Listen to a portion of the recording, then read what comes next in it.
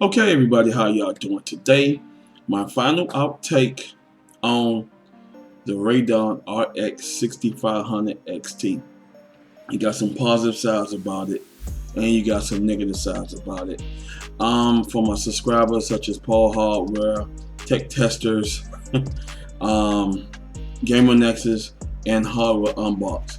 Now, yeah, like I said, you'll be finding those videos in the link in the description and below. So if you want to click on them, y'all can go ahead on and get a good idea of what they're saying and understand the productivity of the card. Now, the positive sides about it, AMD is bringing back their mid-level gaming card. Now, in a lot of comments, I was shocked. Now, it's true. What they said in the comments is true. That 5 to 6 years now, 4 GB gaming cards is obsolete. You cannot find any 4 GB on the market anywhere in the stores. And it's true. Your low levels, your mid levels, and your high end. Now I'm gonna go ahead and get in the description of what AMD trying to do, but before I get into that, I'm gonna go over the gaming cards. Your low levels are your 1 GB and your 2 GB. Your mid levels is your 4 GB and your 6 GB, and your high ends are 8 GB, 10 GB, 12 GB, 16 GB, and 24 GB. Those are your high end cards. Now, AMD is trying to go ahead on and bring back the 4 GB, which is not bad. To certain users, like high-end gamers, to them it is bad.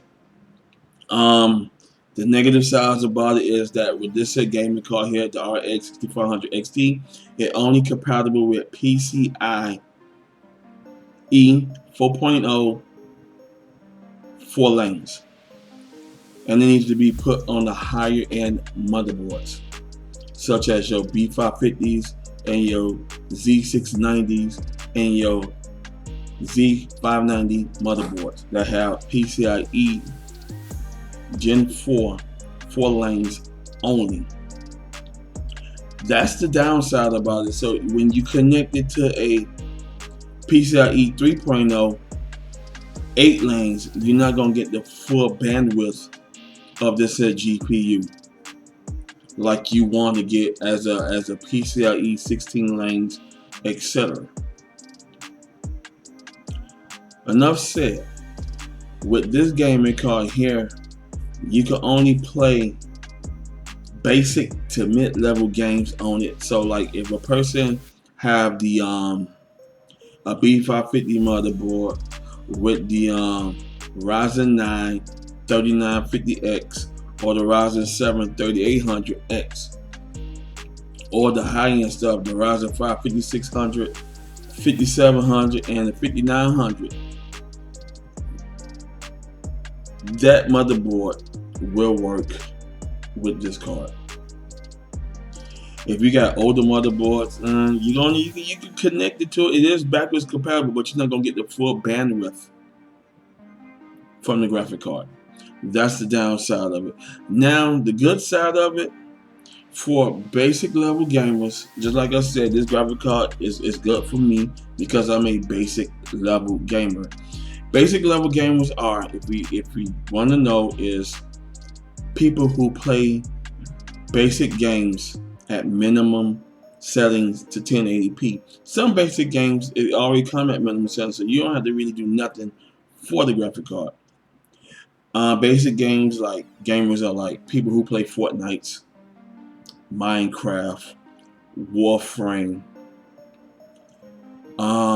Siberia, Gem of War, Dota 2, Warships, World of Tanks, etc.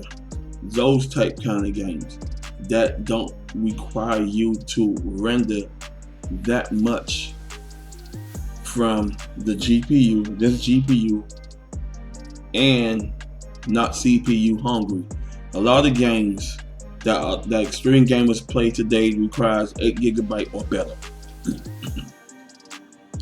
To the people who play those basic type mid-level games, this card is good for you.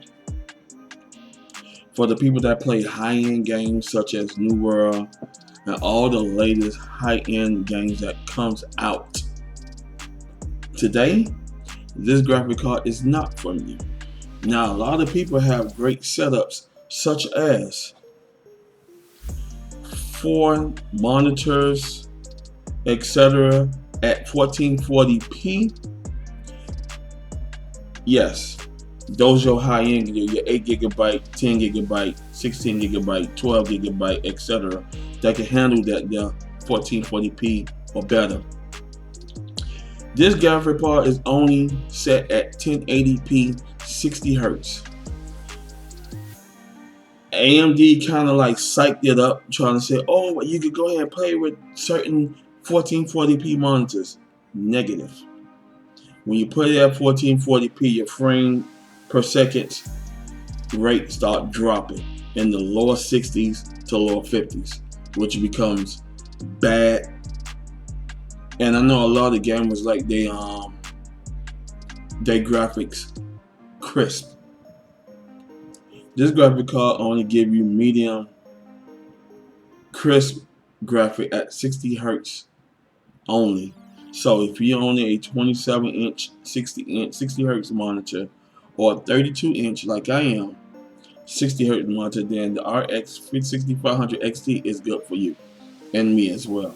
But one thing about me, I don't need to change my hardware because I like what my hardware does now. Now, for my gaming rig, I am on the RX Radeon 550 2 GB, which does the same as the RX 6500 XT in gameplay. You get your 60 to close to 80, maybe 100 frames per second in certain games. Not all the games.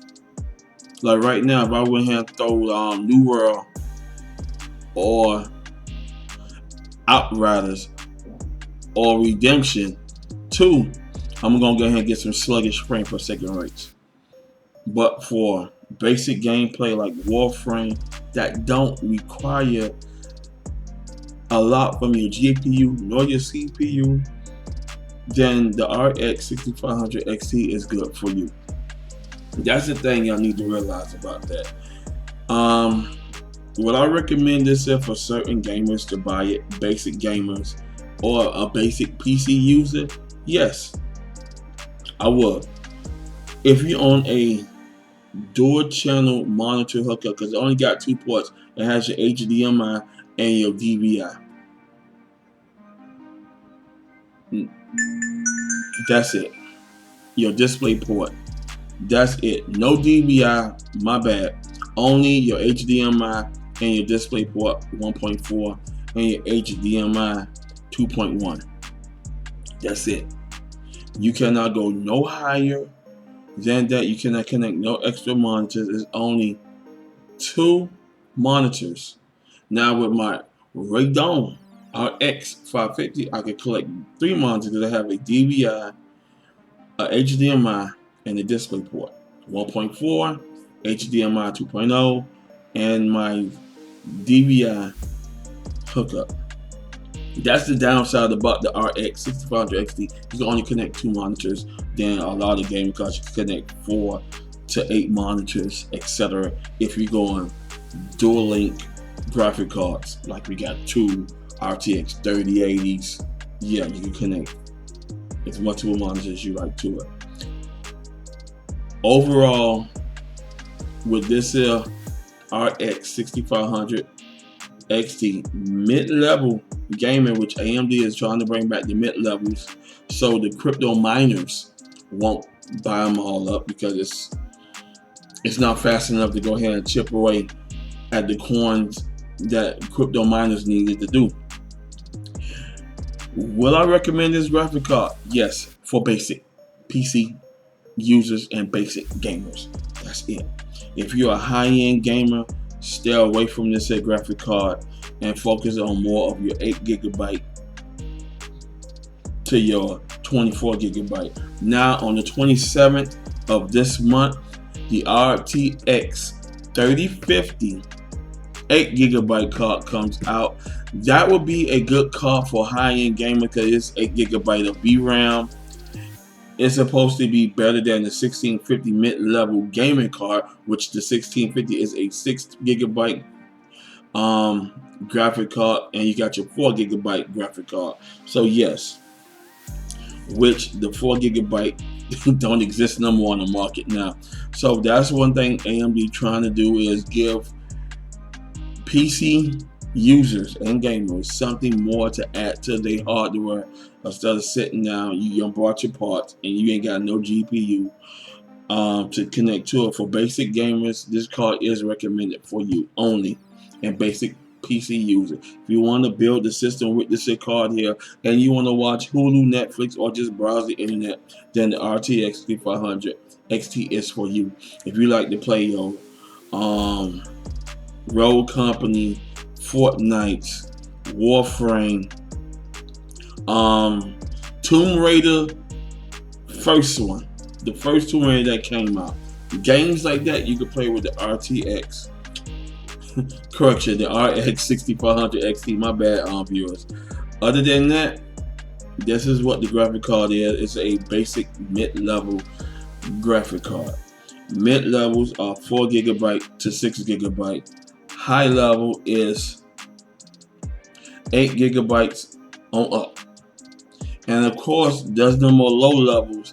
Low levels are your basic display GPUs, your 1 GB and your 2 GB. Those are obsolete. The 3 GB is obsolete.